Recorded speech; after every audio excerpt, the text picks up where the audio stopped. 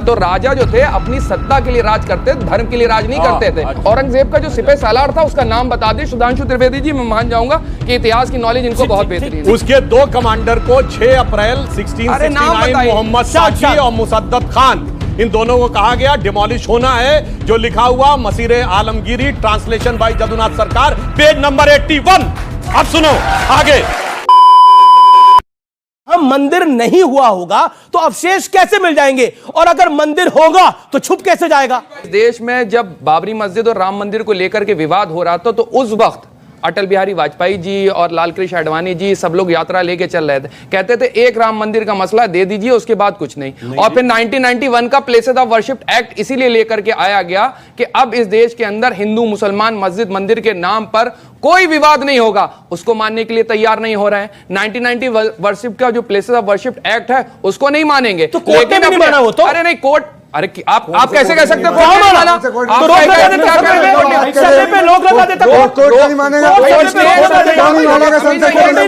सुन लीजिए, फैक्चुअल है ये। पहला पार्लियामेंट के एक्ट को कोर्ट नहीं मानेगा। सर्वे करवाया, बात कर रहे उसके बाद दूसरा क्योंकि 1993 तक पूजा हो रही थी इस वजह से। नहीं, ये कोई आधार नहीं है, पूजा हो रही थी, कोई आधार नहीं है, ये कोई आधार नहीं है। वो 1991 तक 1993 तक शिकारपुरी की पूजा हो रही थी इस वजह से। आप फैक्चुअली बात यह है कि 250-300 साल 350 साल के आसपास से वहां पर नमाज हो रही है। अब आप उस जमाने में लेकर के आए जिस सर में मैं बात कर रहा हूं, राजतंत्र होता तो राजा जो थे अपनी सत्ता के लिए राज करते, धर्म के लिए राज नहीं करते थे। और दूसरी आपको बात बताऊं, अभी बड़ी बात कर रहे थे, एक वक्त मेरे ये नहीं समझ में आता, एक वक्त तो मुगल जो हैं वो मंदिरों को दान भी दे रहे हैं, मंदिरों को बनवा भी, मैं बता दे रहा हूं अभी आपको, गुवाहाटी आसाम के पास मुगल दान दे रहे थे मंदिरों को। हाँ, मैं कोट कर रहा हूं, गुवाहाटी के पास जो है कामाख्या मंदिर का जो मंदिर है उसमें दान दिए हुए हैं, उज्जैन के महाकाल के मंदिर में।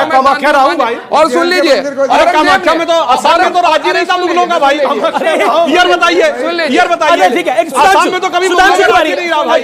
ठीक है, बोलने दीजिए सुधांशु, उनको 10 सेकंड दे दीजिए, अगली बात सुधांशु जी 10 सेकंड दे दीजिए, फिर आपको मौका दूंगा। आपने 30 सेकंड मांगे थे, 1 मिनट से ऊपर हो चुका। चित्रकूट, बीच में इंटरप्ट करेंगे। चित्रकूट के अंदर एक मंदिर है, मंदाकिनी नदी के किनारे, गोपीपुरा मंदिर के अंदर भी दान दे रखे हैं और औरंगजेब के जमाने में दे रखे हैं। औरंगजेब का जो सिपह सालार था उसका नाम बता दे सुधांशु त्रिवेदी जी, मैं मान जाऊंगा कि इतिहास की नॉलेज इनको बहुत बेहतरीन है।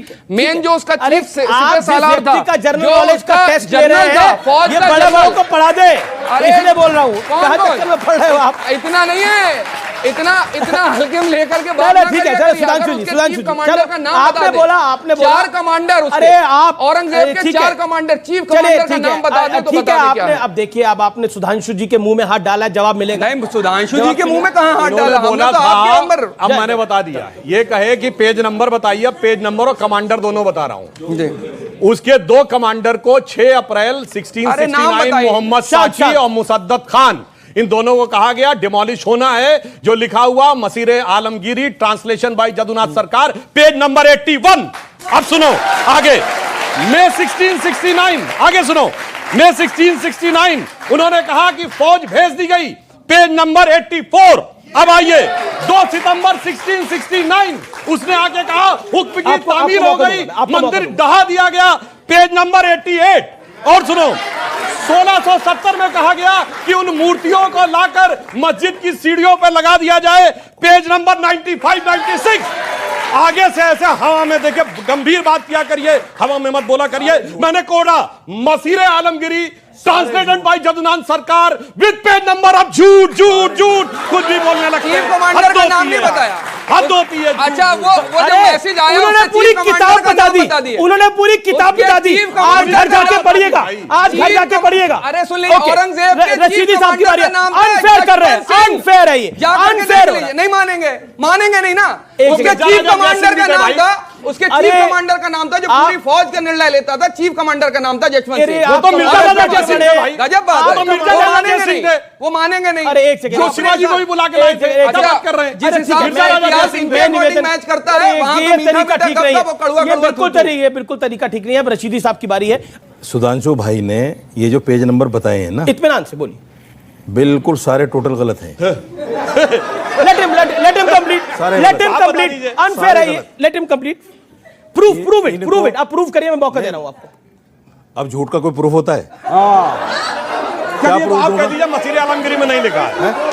आप लिखिए कि मैं हलफनामा इनके कोर्ट में झूठ का देने को क्या- तैयार सबूत नहीं तो हूं। देंगे महाराज, झूठ का सबूत proof तो देंगे झूठे के कोई। पास नहीं होता, मेरे पास क्या होगा? झूठ मतलब आप कह रहे हैं किताब भी नहीं लिखी गई वो? नहीं, किताब नहीं, ये जो बता रहे अरे हैं साहब इसीलिए तो नहीं सर्वे होने दे रहे हैं क्योंकि झूठ का प्रूफ नहीं होता है, सच का प्रूफ होता है, इसीलिए अच्छा सर्वे नहीं होने दे रहे। अच्छा ये बताइए, अच्छा सुप्रीम कोर्ट ने भी मुस्लिम पक्ष की याचिका को खारिज कर दिया, सर्वे होगा, सुप्रीम कोर्ट ने भी खारिज कर दिया। तो सर्वे से दिक्कत क्या है, सर्वे क्यों नहीं होना चाहिए, इसका आप कन्विंसिंग जवाब दीजिए, गिव अ कन्विंसिंग आंसर। हमें दिक्कत नहीं है जी, फिर क्या दिक्कत दिक्कत सिर्फ इनको फिर है। कोर्ट क्यों गए? दिक्कत सिर्फ इनको है। क्या दिक्कत है? क्या दिक्कत है? बाबरी मस्जिद का मामला कोर्ट में था, इन्होंने 92 में तोड़ दी, और इनके चीफ मिनिस्टर थे, उन्होंने बाकायदा उसके लिए हलफनामा दिया कि मैं इसकी हिफाजत करूंगा, और उसको उनको जेल भी हुई एक दिन की उस पर। चीफ मिनिस्टर होते हुए हलफनामा देकर मस्जिद को तोड़वा दिया। इनको तो आदत है मस्जिदें तोड़ने की, इसको भी तोड़ लें, कार्रवाई में क्यों फंसे हुए हैं?